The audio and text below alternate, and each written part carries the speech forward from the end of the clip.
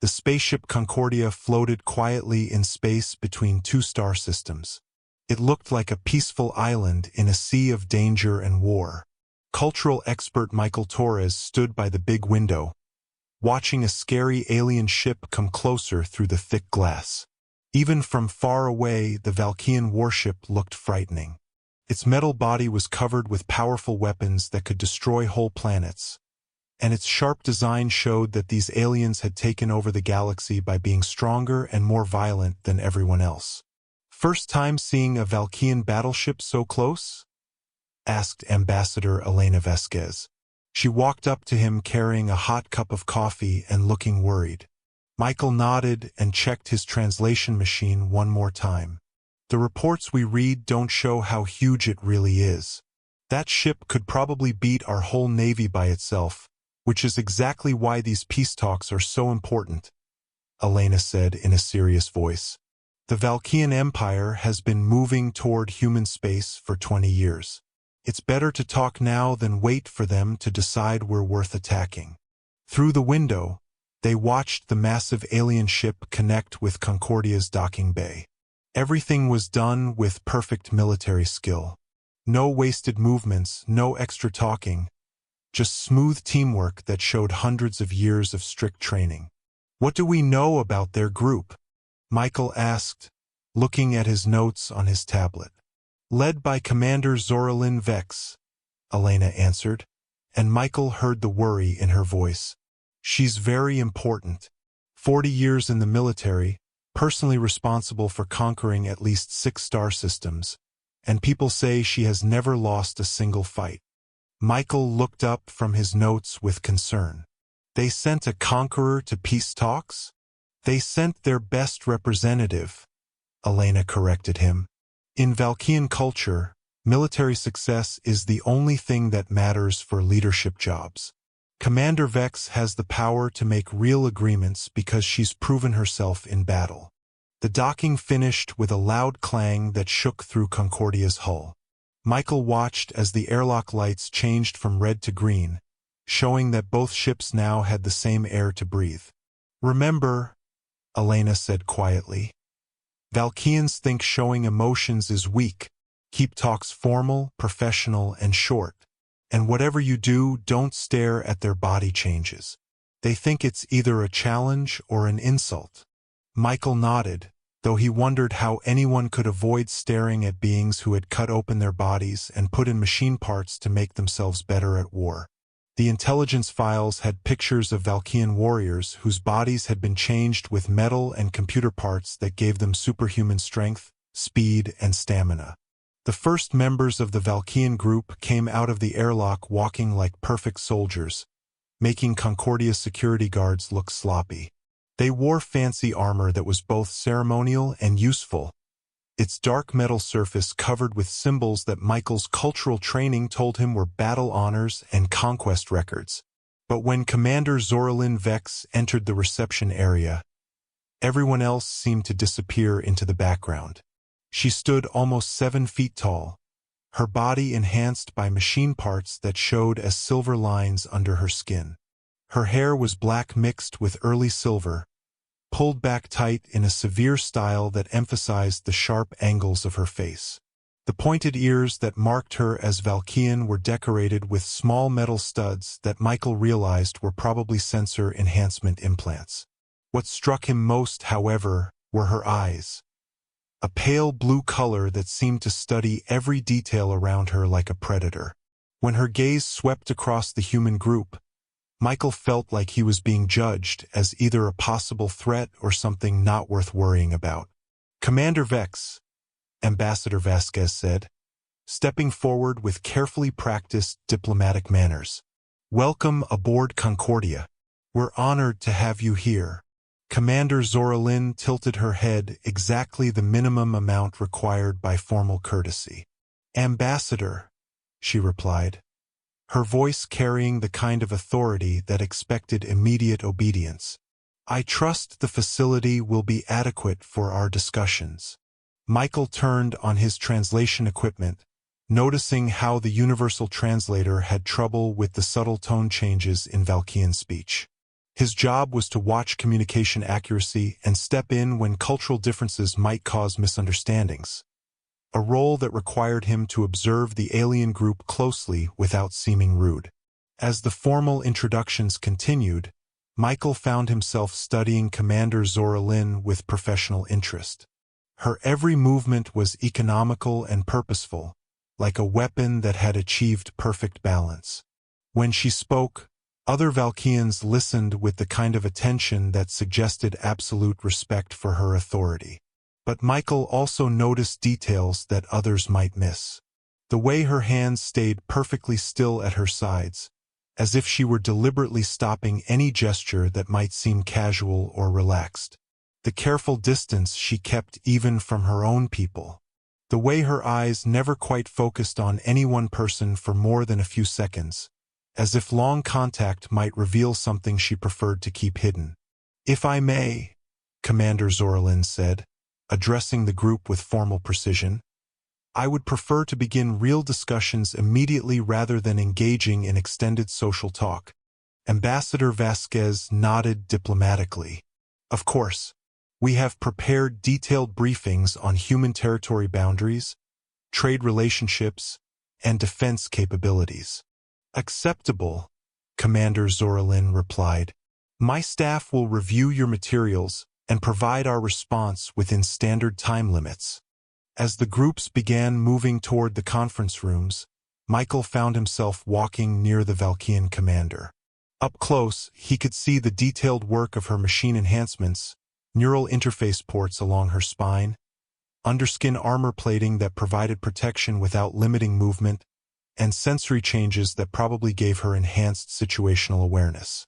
But what struck him most was something harder to define, a quality of isolation that seemed to surround her like an invisible wall.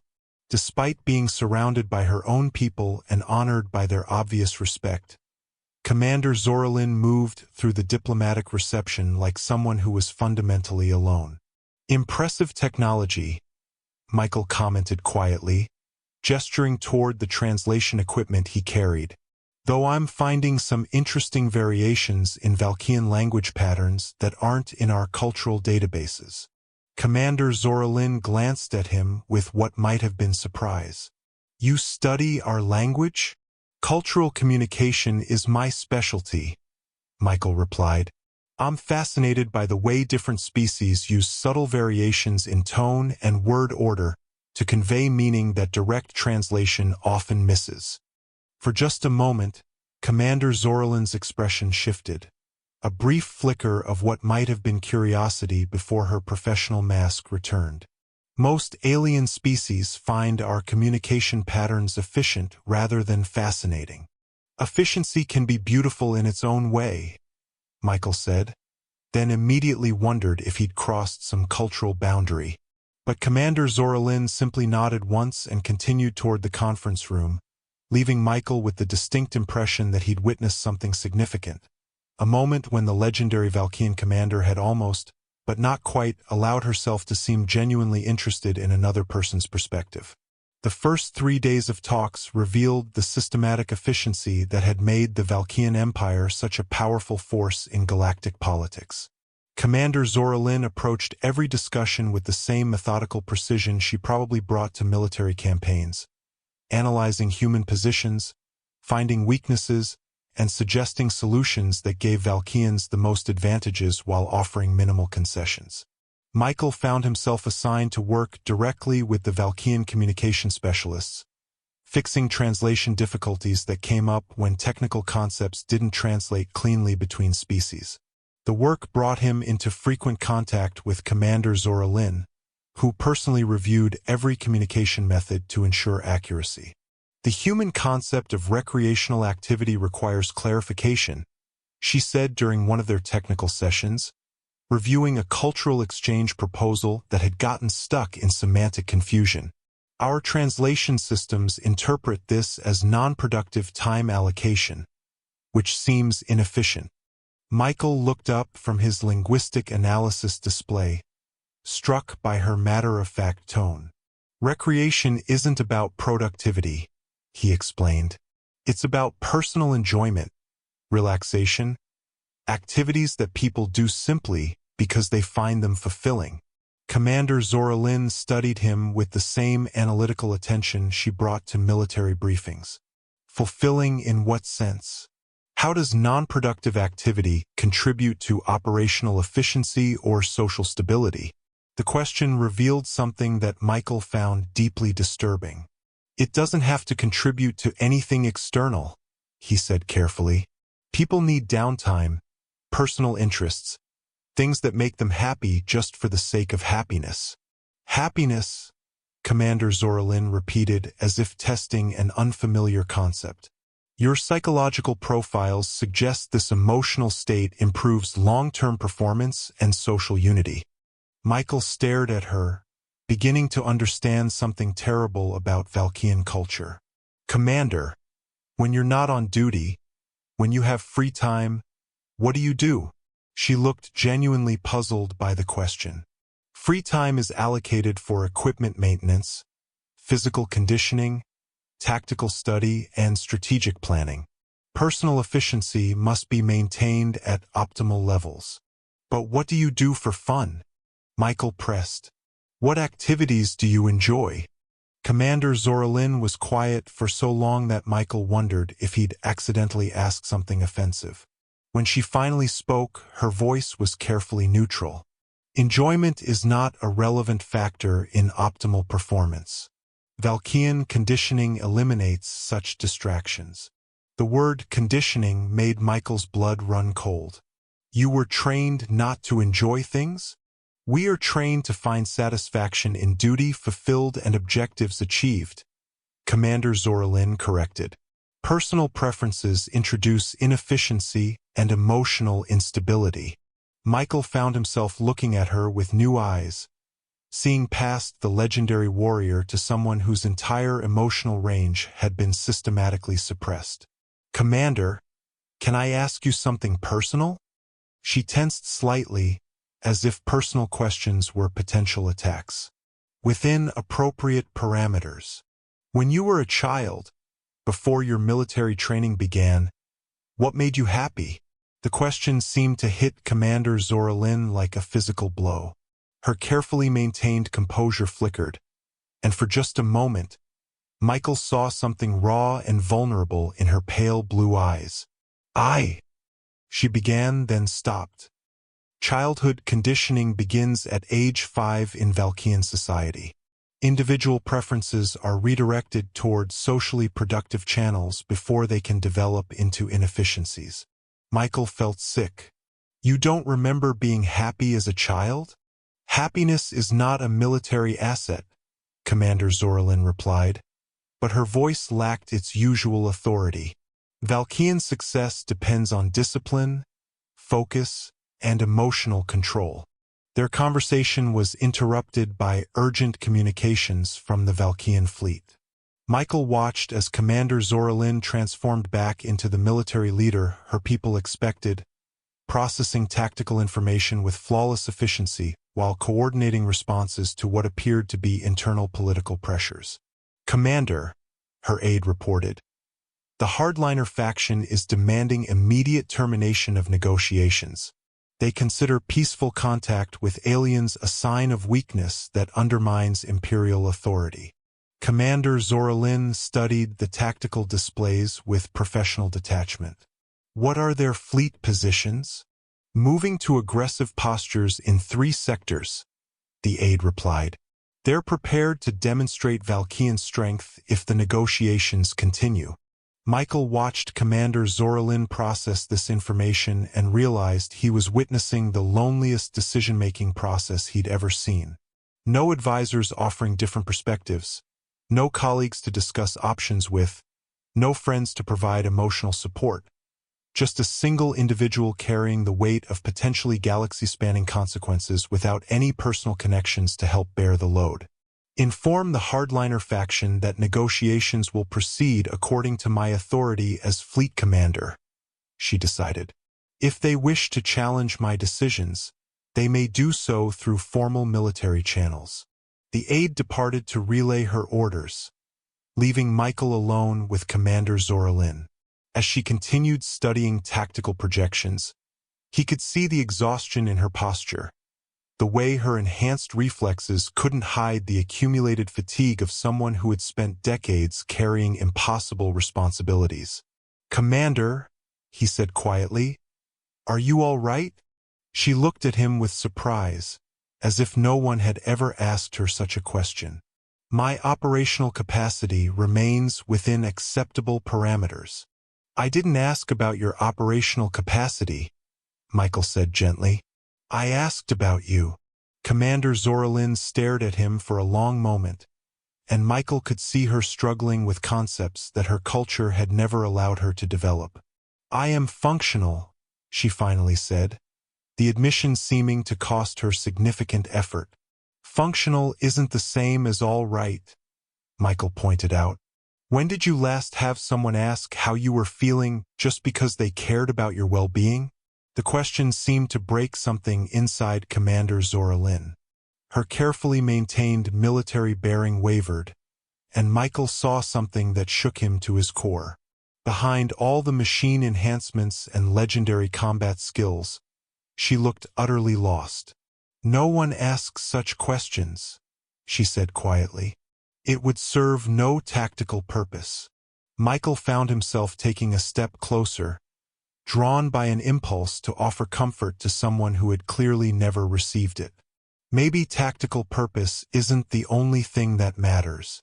Commander Zoralin met his eyes, and Michael saw 40 years of suppressed loneliness looking back at him. "In my culture," she said barely above a whisper, "it is the only thing that matters." Before Michael could respond, another urgent communication interrupted them, pulling Commander Zoralin back into the demands of military crisis management. But as he watched her transform once again into the legendary warrior her people expected, he realized that he'd glimpsed something her enemies had never suspected. Beneath all that strength and authority was someone who had never been allowed to be simply genuinely human. The political crisis erupted on the 5th day of negotiations when Valkyrian hardliner forces launched what they termed demonstration exercises in systems containing both human colonies and peaceful alien settlements. Michael watched from Concordia's command center as tactical displays showed aggressive fleet movements that were clearly designed to intimidate rather than train. Commander Zoralin stood at the center of the crisis coordination, her enhanced reflexes allowing her to process tactical data from multiple sources simultaneously while maintaining communication with various Valkyrian military commanders. Michael had never seen anyone coordinate such complex operations with such apparent ease, but he was also beginning to recognize the signs of exhaustion that her military bearing couldn't quite hide. "Admiral Kether is demanding your immediate return to the homeworld," reported her senior aide. "He considers the peace negotiations a betrayal of Valkyrian military traditions." Admiral Kether commanded rearguard operations during the Centauri campaign, Commander Zoralin replied without looking up from her tactical displays. "His strategic perspective is limited by his lack of frontline combat experience." Michael admired her calm dismissal of what was essentially a charge of treason, but he could see the tension in her shoulders and the way her machine enhancements flickered with stress responses. "Commander," Ambassador Vasquez interrupted, "we're getting reports that hardliner forces are targeting civilian installations. If this escalates to actual attacks—" "It will not escalate," Commander Zoralin said firmly. "I will not permit it." But even as she spoke, new reports flooded in showing increasingly aggressive Valkyrian military actions. Michael realized that Commander Zoralin was being systematically undermined by her own people, isolated and challenged by factions that viewed her peace negotiations as weakness. The breaking point came when hardliner forces opened fire on a neutral trading station, claiming it was harboring alien sympathizers who threatened Valkyrian security. The attack killed hundreds of civilians and destroyed infrastructure that had taken decades to build. Michael watched Commander Zoralin receive the battle reports and saw something change in her expression. A shift from professional concern to personal anguish that she quickly suppressed but couldn't entirely hide. Status report, she requested, her voice carefully controlled. 1,800 civilian casualties, her aide replied. Minimal strategic value. The station posed no military threat to Valkian interests. Commander Zoralin was silent for a long moment, studying casualty lists that contained names rather than just numbers. Michael could see her processing the human cost of Valkian military doctrine, perhaps for the first time in her career. "Commander," Michael said quietly, approaching her workstation. "Are you?" "I am evaluating tactical options," she interrupted, but Michael could hear the strain in her voice. "Those weren't tactical casualties," Michael pointed out gently. "They were people, families, individuals with hopes and dreams who died because someone decided their lives didn't matter." Commander Zoralin looked at him with something that might have been pain. In military planning, civilian casualties are classified as acceptable losses when they serve strategic objectives. "And do you accept that?" Michael asked directly. "Do you personally believe that those 1,800 lives were acceptable losses?" The question seemed to cut through every layer of military conditioning that Commander Zoralin had built over 4 decades of service. Michael watched her struggle with concepts that her culture had never allowed her to fully develop: empathy, moral responsibility, the value of individual life beyond strategic calculations. She began, then stopped. "It does not matter what I personally believe. Military doctrine is based on operational necessity, not individual moral preferences." "It matters to me," Michael said firmly. "And I think it matters to you, or you wouldn't be struggling so hard to convince yourself otherwise." Before Commander Zoralin could respond, another crisis alert interrupted their conversation. This time, the reports were even worse. Hardliner forces were moving toward direct attacks on human colonies, using the peace negotiations as justification for preemptive strikes against alien contamination. "This ends now," Commander Zoralin announced, her voice carrying the kind of authority that had made her legendary throughout the Valkian military. What followed was the most extraordinary display of tactical coordination Michael had ever witnessed. Commander Zoralin used her command authority to position loyal Valkian forces between the hardliners and their intended targets, effectively creating a military confrontation within her own empire to protect alien civilians. "Commander," her aide said with obvious concern, "you are directly opposing Valkian military commanders. This could be interpreted as mutiny." "Then let it be interpreted as mutiny," Commander Zoralin replied coldly. "I will not permit the systematic slaughter of non-combatants in the name of Valkian strength." The space battle that followed was brief but decisive. Commander Zoralin's forces, though outnumbered, possessed superior tactical positioning and the advantage of defending rather than attacking. The hardliner fleets, faced with determined resistance from their own people, ultimately withdrew rather than risk open civil war. But Michael could see the personal cost of the victory in Commander Zoralin's expression. She had just chosen alien lives over Valkian military tradition, effectively ending her career and isolating herself from the culture that had defined her entire existence. "It's done," she announced to the command center, but her voice carried exhaustion rather than triumph. As the tactical displays returned to normal and crisis coordination wound down, Michael approached Commander Zoralin at her workstation. She was staring at casualty reports, not from the battle, but from the earlier civilian attacks that her intervention had prevented from escalating. "You saved thousands of lives today," Michael said quietly. Commander Zoralin didn't look up from her display. "I violated direct orders from superior officers and engaged in combat against Valkian military units. According to my culture's legal codes, I am now a traitor. According to any reasonable moral code, you're a hero," Michael replied. "You chose to protect innocent people instead of following orders that would have led to genocide." She finally looked at him, And Michael saw something that broke his heart. Behind all the legendary strength and military authority, Commander Zoralin looked utterly lost. "I do not know how to be anything other than a Valkyrian military commander," she said quietly. "And now I am not even that." Michael realized that in saving others, Commander Zoralin had sacrificed the only identity she'd ever been allowed to have. She had chosen moral courage over cultural belonging and now faced a future she had no framework for understanding. "Maybe," Michael said gently, "that's an opportunity rather than a loss. Maybe now you can discover who you are when you're not defined by military rank and combat achievements." Commander Zoralin looked at him with the kind of vulnerability that her culture had never permitted her to show. "I do not know how to be a person rather than a weapon," she admitted. "Then maybe," Michael said, "it's time to learn." The aftermath of Commander Zoralin's defiance reverberated through both Valkyrian and human diplomatic circles.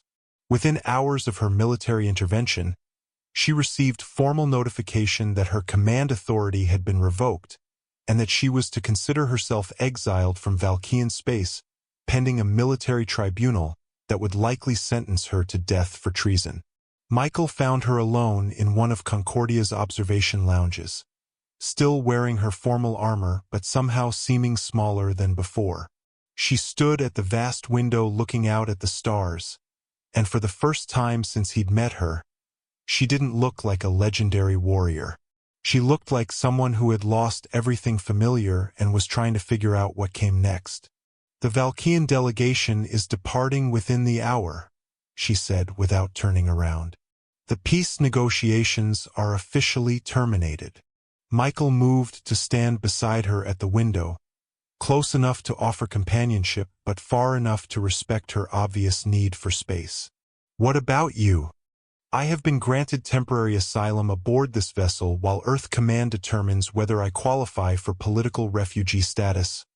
Commander Zoralin, though he supposed she was no longer technically a commander, replied with bitter irony. The legendary Valkyrian conqueror seeking protection from the species she once planned to subjugate. "That's not who you are," Michael said firmly. "That's who your culture forced you to become." She finally turned to look at him, and Michael saw decades of suppressed pain in her pale blue eyes. "I do not know who I am, Michael Torres.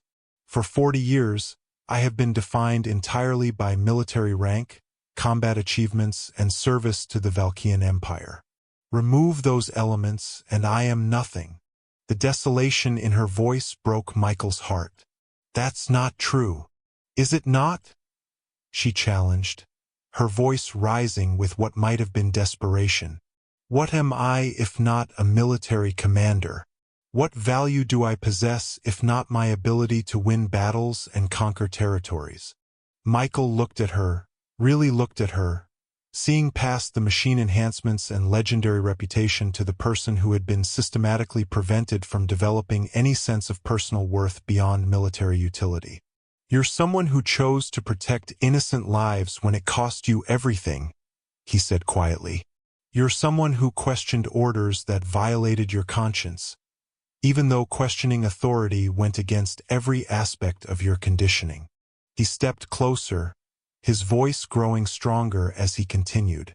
"You're someone who spent hours working to understand alien communication patterns because you believed understanding was better than conquest. You're someone who carries the weight of impossible decisions without anyone to share the burden, and somehow still finds the strength to do what's right." Zoralin stared at him as if his words were hitting her like physical blows. "You're brave," Michael continued, his voice soft but clear. "Not because you can win battles, but because you had the courage to change your mind when you realized your culture was wrong. And you're beautiful not just physically, though you are, but beautiful in the way you think, the way you process complex problems, the way you care about people even when your conditioning tells you not to." The words brave and beautiful seemed to shatter something fundamental inside Zoralin. Michael watched in amazement as the legendary warrior who had never shown weakness, who had conquered star systems and commanded fleets, suddenly crumpled like a child. The tears came first as just moisture in her eyes, then as streams down her cheeks, and finally as wrenching sobs that shook her entire frame. She collapsed into one of the lounge chairs, her machine enhancements flickering as her emotional control systems couldn't process what was happening to her. I can't, she gasped between sobs, her voice breaking on words she'd never been allowed to say. No one has ever. 40 years and no one has ever. Michael knelt beside her chair, offering physical comfort without trying to stop the emotional storm. It's okay, he said gently. Let it out. You're safe here. But Zoralyn was beyond hearing him. Decades of suppressed emotions were pouring out of her like floodwater through a broken dam. She cried with the helpless intensity of someone experiencing feelings for the first time, her enhanced physiology unable to regulate responses that her culture had never prepared her for. I'm so tired, she whispered through her tears. So tired of being strong, of being alone, of making decisions that hurt people. I never wanted to be a weapon. I never wanted to conquer anyone. Michael stayed with her as she wept, offering quiet reassurance and simple physical presence, while she experienced emotions that Valkyrian conditioning had trained her to suppress. It was like watching someone learn to breathe after a lifetime of holding their breath. I don't know how to be anything else, she said when the worst of the storm had passed. I don't know how to be a person instead of a military asset. You learn, Michael said simply. One day at a time, one choice at a time. You discover what you enjoy, what makes you happy, what you care about beyond duty and conquest. Zoralyn looked at him with eyes that were red from crying but somehow clearer than they'd been before. Would you help me? I don't know how to do this alone. Michael smiled, seeing not the legendary commander, but simply someone who needed friendship and guidance in rebuilding her entire identity. I'd be honored to help. Over the following days, Michael watched Zoralyn begin the slow process of discovering who she was beneath 40 years of military conditioning.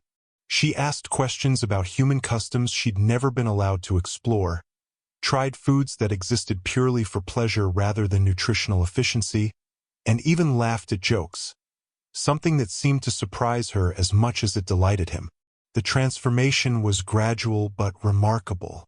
As Zoralyn learned to express preferences, opinions, and emotions that had nothing to do with military objectives, she began to develop the kind of personal relationships that her culture had never permitted. She formed friendships with Concordia's crew, learned to appreciate art and music, and discovered that she had a natural talent for engineering that went far beyond weapons and military technology. Most importantly, she began to understand that her worth as a person had nothing to do with her ability to win battles or conquer territories. She was valuable simply because she was a unique individual with her own thoughts, feelings, and potential contributions to make. Thank you, she said to Michael one evening as they worked together on a cultural exchange project that would help other Valkyrian refugees adapt to life outside their rigid military society. For what? Michael asked, though he suspected he knew the answer. For seeing me, Zoralyn replied simply. For seeing past the conditioning and the reputation to the person I could become rather than just the weapon I was trained to be. Michael looked at her, no longer the terrifying commander who had boarded Concordia weeks ago, but someone who had found the courage to rebuild herself from scratch. I didn't see anything that wasn't already there. I just saw it before you did. Their work together had evolved into something unprecedented in galactic diplomatic history. Using Zoralyn's insider knowledge of Valkyrian culture and Michael's expertise in cross-cultural communication, they were developing protocols to help other Valkyrian military personnel transition to civilian life. The program was already attracting refugees from across the Empire, warriors who, like Zoralyn, had begun questioning a culture that defined people solely through their capacity for violence. The applications for asylum keep increasing, Zoralin noted, reviewing their latest reports. Dozens of Valkian military personnel are requesting permission to leave the Empire and begin new lives in neutral space. Because you showed them it was possible, Michael replied. You proved that choosing conscience over conditioning doesn't mean losing everything that matters. Zoralin smiled, an expression that had become natural for her over the past weeks. We proved it. This program wouldn't exist without your insight into how different cultures can learn to coexist. As reports of their success spread throughout diplomatic channels, requests began arriving from other species who had been dealing with their own versions of rigid social conditioning. The Centauri military caste, the Andromedan corporate hierarchies, even human colonial settlements with authoritarian governance structures, all wanted access to the rehabilitation techniques that had helped Zoralin discover her individual identity.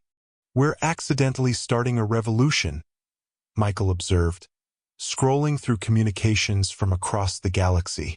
People are learning that they don't have to accept the limitations their cultures impose on them. Perhaps that's not an accident, Zoralin suggested, her tactical mind now applied to social engineering rather than military conquest. Perhaps the galaxy is ready for cultures that celebrate individual potential rather than suppress it. The ultimate validation of their work came from an unexpected source, a formal communication from moderate Valkian factions who were using Zoralin's example to challenge the Empire's militaristic traditions from within. They're calling it the New Path, Zoralin explained, her voice filled with wonder as she read the message. Valkians who believe strength should be used to protect rather than conquer, who think emotional expression enhances rather than weakens military effectiveness. Michael watched her face as she processed this information, seeing not just personal vindication but genuine hope for her people's future. How do you feel about that? I feel. Zoralin paused, still sometimes struggling to identify emotions that her conditioning had never allowed her to develop. I feel proud. Not the hollow pride of military achievement, but genuine satisfaction in knowing that our work might help others avoid the isolation and emotional suppression I experienced. Their conversation was interrupted by Ambassador Vasquez, who entered their workspace with news that would change everything. Zoralin, Michael, I have an offer from the Galactic Council. They want to formalize your rehabilitation program as an official interspecies initiative with full funding and diplomatic support. The opportunity was extraordinary, a chance to scale their individual success into a galaxy-wide movement for cultural reform and personal liberation. But it would also require them to travel extensively, working with different civilizations and potentially spending years away from the safety and stability they'd built aboard Concordia. What do you think? Michael asked Zoralin, knowing that the decision would affect both their professional partnership and the personal relationship that had grown alongside it. Zoralin was quiet for a moment, considering not just the professional opportunity, but what it would mean for her continued growth as an individual. I think, she said finally, that 40 years ago, I would have made this decision based solely on strategic advantage and tactical considerations. She turned to look at Michael with eyes that reflected not military calculation but genuine human warmth. But now I can consider what I actually want, what would make me happy, what feels right rather than just efficient. And what do you want? Michael asked gently. Zoralin's smile was radiant with the kind of joy she was still learning to express freely. I want to help others discover what we discovered. That strength doesn't require emotional isolation. That courage includes the willingness to be vulnerable. And that the most important battles are sometimes fought not against enemies but against the limitations we've been taught to accept. She reached out and took Michael's hand, a gesture that would have been impossible for her weeks ago. And I want to do it with someone who sees me as a whole person rather than just a military asset or a rehabilitation success story. Michael squeezed her hand gently, marveling at how far they'd both traveled from that first awkward diplomatic encounter. Then we say yes to the council offer. We say yes, Zoralin confirmed. Together, as they prepared to accept the council's offer and begin their galaxy-spanning mission, Michael reflected on the extraordinary transformation he'd witnessed. The legendary Valkyrian commander who had boarded Concordia as a weapon of conquest was leaving as someone who understood that the greatest victories came not from defeating others but from helping them discover their own potential for growth and change. And perhaps most remarkably, she had learned to cry, not as a sign of weakness, but as evidence of the emotional courage that made every other kind of bravery possible. In teaching her to see herself as beautiful and brave, Michael had discovered that the most powerful force in the universe wasn't military might or technological superiority. It was the simple human capacity to recognize the worth and potential in others, even when they couldn't see it themselves.